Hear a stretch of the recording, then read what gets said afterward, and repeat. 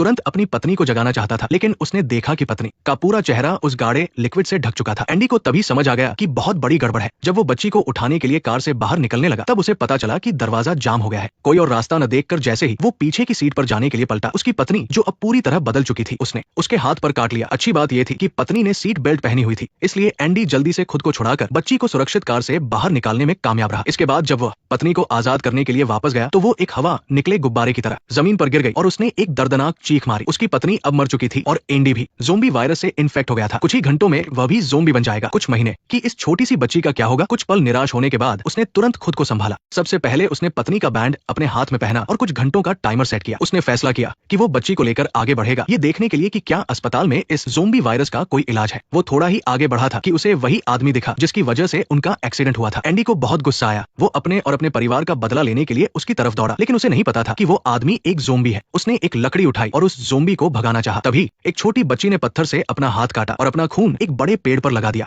ताकि वह अपने ज़ोंबी पिता का ध्यान भटका सके। एंडी ये देखकर बहुत भावुक हो गया। वो छोटी बच्ची अपने पिता को खोना नहीं चाहती थी, इसलिए उसने अपने पिता के मुंह को लोहे की चेन से बांध दिया था ताकि वह किसी को नुकसान न पहुंचाए। उसने अपने ही खून से ज़ोंबी को कंट्रोल करने का तरीका ढूंढ लिया था। एंडी अपनी बच्ची को लेकर आगे बढ़ा। लगभग 1 घंटे चलने के बाद वो बहुत उम्मीद से मैप पर बताए गए शहर में पहुंचा, लेकिन उसने देखा कि ये तो एक छोटे गांव से भी बदतर है और ये जगह बहुत पहले ही खाली हो चुकी थी। उसने अपनी आखिरी उम्मीद के साथ क्लिनिक में कदम रखा और वहां उसे एडा नाम की एक टीचर मिली जो अभी भी इस शहर में टिकी हुई थी, लेकिन 1 साल पहले फंडिंग बंद होने की वजह से वो एंडी और उसकी बच्ची की ज्यादा मदद नहीं कर सकती थी। वो बस उसके घाव पर पट्टी बांध सकी ताकि किसी को ये न पता चले कि वो इन्फेक्ट हो चुका है। एंडी अपनी बच्ची को उसे सौंपना चाहता था, लेकिन इससे पहले कि वो कुछ कह पाता, उसे पता चला कि एडा को एक गंभीर बीमारी है और उसके पास भी ज्यादा समय नहीं है। अगली सुबह जब वो अपनी बच्ची को लेकर जाने लगा, तो एडा ने उसे एक फोटो दी और कहा कि वो टॉमी के परिवार से मदद मांगे। हाँ, एंडी कल इसी बाप बेटी से मिला था। हालांकि टॉमी का पिता पहले ही ज़ोंबी बन चुका था, लेकिन इस समय एंडी के पास कोई और रास्ता भी नहीं था। मजबूरी में उसे एडा की बात माननी पड़ी और वो टॉमी के परिवार से मदद मांगने निकल पड़ा। रास्ते में उसने कई ज़ोंबी देखे जो अपने सिर जमीन में गाड़ कर खड़े थे जब तक इन्हें कोई छेड़े नहीं। ये दिन के समय किसी पर हमला नहीं करते थे। तभी एंडी ने अचानक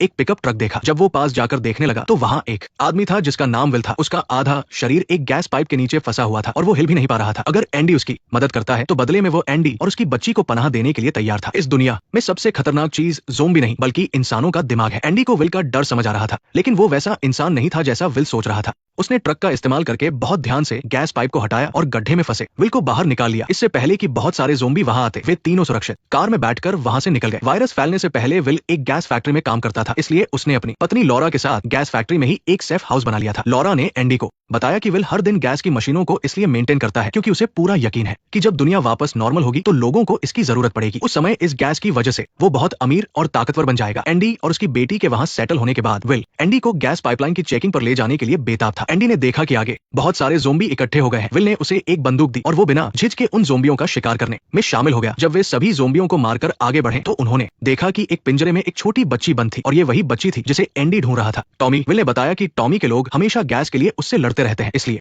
उसने टॉमी को पकड़कर ज़ोंबियों के लिए एक चारे की तरह इस्तेमाल किया। हालांकि एंडी को यह तरीका बिल्कुल सही नहीं लगा, लेकिन किसी और की जगह पर उसे उनके जीने के तरीके में दखल देने का कोई हक नहीं था। अच्छी बात यह थी कि टॉमी और उसके लोगों को जिस लोहे के पिंजरे में रखा गया था वो बहुत मजबूत था और फिलहाल उन्हें ज़ोंबी से कोई खतरा नहीं था। इस बीच घर पर बच्ची की देखभाल कर रही लॉरा ने गलती से बच्ची के शरीर पर ज़ोंबी का खून छू लिया। इससे वो तुरंत अलर्ट हो गई और डरकर बच्ची को बिस्तर पर रख दिया। जब एंडी और विल बाहर से वापस आए तब तक वो बच्ची के सारे कपड़े धो चुकी थी। ये देखकर एंडी को लगा कि वो अपनी बच्ची को बिना किसी डर के उन्हें सौंप सकता है, इसलिए जब सब सो गए तो वो अपनी बच्ची के पास गया और उसे आखिरी अलविदा कहकर बाहर आ गया। जब वो अपनी जान लेने वाला था तभी लॉरा ने आकर कहा, प्लीज ऐसा मत करो, तुम्हें यहाँ नहीं होना चाहिए। मुझे पता है तुम क्या कर रहे हो और मुझे ये भी पता है कि तुम ऐसा क्यों कर रहे हो। प्लीज मेरी बच्ची का ख्याल रखना, मैं रखूंगी, लेकिन वो यहाँ नहीं रहेगी। वो यहाँ सबसे ज्यादा सुरक्षित है। तुम्हारे पास कितना समय बचा है? लगभग 20 घंटे। तो हमें किसी और जगह ले चलो। उसने जो किया वो सही नहीं था, लेकिन कम से कम यहाँ सेफ्टी तो है। वो इंसान मेरा पति नहीं है। वो इंसान मेरे पति को गैस स्टेशन ले गया, उसे मरने के लिए छोड़ दिया और खुद को बचाने के लिए बाकी लोगों के साथ उन्हें अंदर बंद कर दिया। मैं उस इंसान से बेहतर इस बच्ची की हिफाजत कर सकती हूँ, लेकिन यहाँ रहकर नहीं।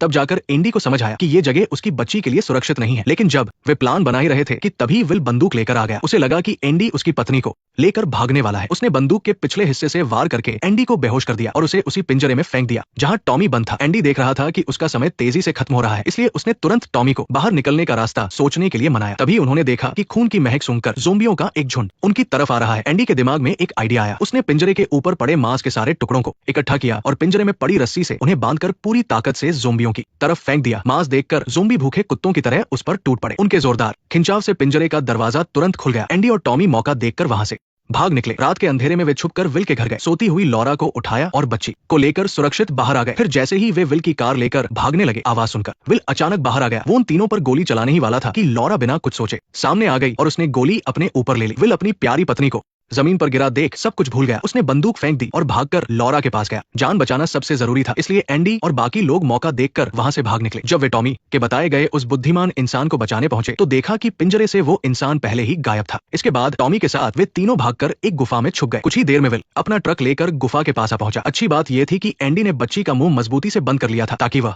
बिल्कुल आवाज न कर सके। आखिरकार वे विल से बच निकले। फिर टॉमी की चुराई हुई चाबी से एंडी ने खुद को और टॉमी को जंजीरों से आजाद किया। आधी रात को सोते हुए टॉमी की नींद अचानक एक अजीब सी आवाज सुनकर टूट गई। उसने तुरंत टॉर्च जलाकर देखा तो पाया कि एंडी पागलों की तरह गुफा के पत्थरों को चबा रहा है। राहत की बात यह थी कि उसने अभी पूरी तरह अपना होशोवास नहीं खोया था और टॉमी और बच्ची को कोई नुकसान नहीं पहुंचाया था। अगली सुबह